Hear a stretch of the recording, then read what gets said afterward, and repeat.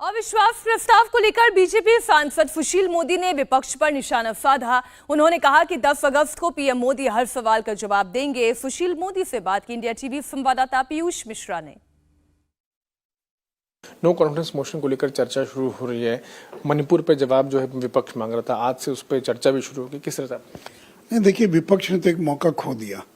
अगर वो मणिपुर पर चर्चा करने के लिए तैयार हो जाते तो मणिपुर पर चर्चा होती जिसमें सरकार जवाब देती। नो कॉन्फिडेंस मोशन पर अलग से चर्चा होती जिसमें देश के तमाम मुद्दों पर बहस करने का अधिकार है। तो उनको भी मालूम है कि प्रचंड बहुमत हमारे पास है, सत्ता पक्ष के पास है। एक महज औपचारिकता बहस कराने के लिए बहस करा रहे हैं, लेकिन जो भी मुद्दे उठाए जाएंगे एक एक मुद्दे का जवाब देने के लिए सरकार सक्षम है और स्वयं प्रधानमंत्री जी 10 तारीख को नो कॉन्फिडेंस मोशन का जवाब देंगे।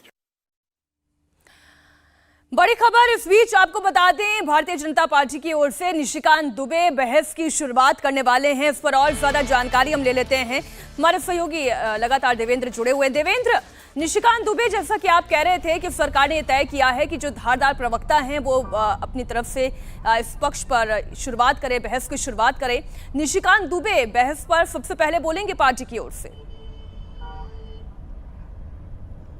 जी हाँ, बिल्कुल मीनाक्षी। और निशिकांत दुबे क्या बोलेंगे इसका अंदाजा लगाया जा सकता है कल सदन में जो कुछ उन्होंने कहा। उसके बाद बीजेपी के मुख्यालय में केंद्रीय मंत्री अनुराग ठाकुर और राजीव चंद्रशेखर ने जो प्रेस कॉन्फ्रेंस करके कहा, समझा जा सकता है कि आज जब निशिकांत दुबे का स्पीच नो कॉन्फिडेंस मोशन पे राहुल गांधी के बाद होगा तो राहुल गांधी पर सबसे तीखा हमला किन मुद्दों को लेकर वो करने वाले हैं। और उनकी ये कोशिश होगी कि राहुल गांधी को चीन के मसले पे बैकफुट पे ढकेलें, कांग्रेस को चीन के मसले पे बैकफुट पे ढकेलें। और उसके बाद फिर जब डिबेट आगे बढ़ेगा तो फिर बीजेपी के जो बाकी प्रवक्ता हैं, बाकी नेता हैं, वो सामने आएंगे। और कुल मिलाकर बीजेपी की तरफ से तकरीबन 10 से 12 नाम ऐसे तय किए गए हैं जो कि इस डिबेट में हिस्सा लेंगे। और उसमें क्योंकि जब डिबेट होता है तो पार्लियामेंट में, लोकसभा में आपके स्ट्रेंथ के हिसाब से आपको समय मिलता है। बीजेपी का स्ट्रेंथ सबसे ज़्यादा है, तो ऐसे में बीजेपी के पास सबसे ज़्यादा समय होगा इस डिबेट में। और उस लिहाज से जिस दल के जितनी क्षमता होती है, मतलब जितने सांसद उसके होते हैं,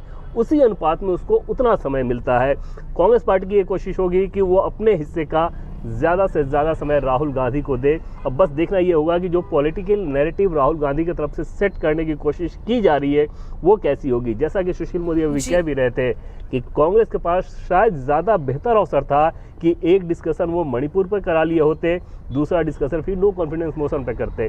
जब नो कॉन्फिडेंस मोशन पे आपको चर्चा करनी है तो आप अपने सारे यही बात सुशील मोदी भी कह रहे थे। इंडिया टीवी हर वक्त हर जगह डाउनलोड करने के लिए सर्च करें India TV news Google play store या ऐप स्टोर पर।